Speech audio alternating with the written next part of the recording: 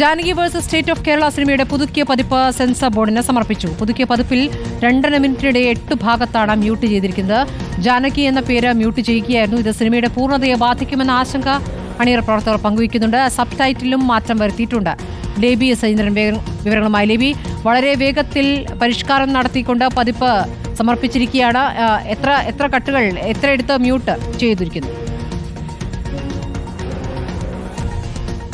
സ്മൃതി, 11 മണിയോടുകൂടിയാണ് തിരുവനന്തപുരത്തെ censor board ഓഫീസിൽ ഇതിന്റെ പുതുക്കിയ പതിപ്പ് സമർപ്പിച്ചിരിക്കുന്നത്.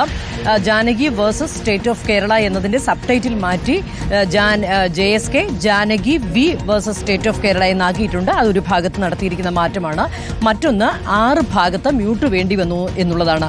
മ്യൂട്ട് വേണ്ടി വന്നു എന്ന് പറയുമ്പോൾ 2.5 മിനിറ്റിനിടയിലാണ് ഇത്തരത്തിൽ മ്യൂട്ട് വേണ്ടി വന്നിരിക്കുന്നത്. ഇത് സിനിമയുടെ ഏറ്റവും പ്രധാനപ്പെട്ട ഭാഗമാണ്. കോടതിയിൽ വിസ്താരം നടക്കുന്ന ഭാഗമാണ്. കേന്ദ്ര കഥാപാത്രമായ ബലാത്സംഗത്തിനിരയായ കേന്ദ്ര കഥാപാത്രമായ ജാനകി വിസ്തരിക്കുന്ന ഭാഗം.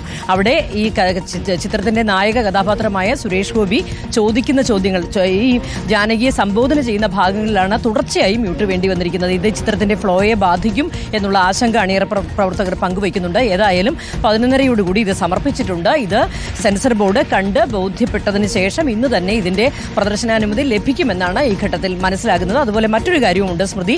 ആദ്യം ഈ സിനിമ പൂർണ്ണമായും മാറ്റി ഇതിന്റെ പുതുക്കിയ പതിപ്പ് നൽകണമെന്നാണ് പറഞ്ഞിരുന്നത്. എന്നാൽ പിന്നീട് സെൻസർ ബോർഡ് അറിയിച്ചത് ഇതിന്റെ മാറ്റം വരുത്തിയ ഭാഗം മാത്രം കൊടുത്താൽ മതിയെന്നാണ്. അത്തരത്തിൽ DVD-യിലാക്കി ഈ മാറ്റം വരുത്തിയ ഭാഗം മാത്രമാണ് ഇപ്പോൾ സെൻസർ ബോർഡ് തിരുവനന്തപുരത്തെ ഓഫീസിൽ സമർപ്പിച്ചിരിക്കുന്നത്. സ്മൃതി, ശരി. ലേബി സൈന്ദ്രാണ് വിവരങ്ങൾ നൽകി.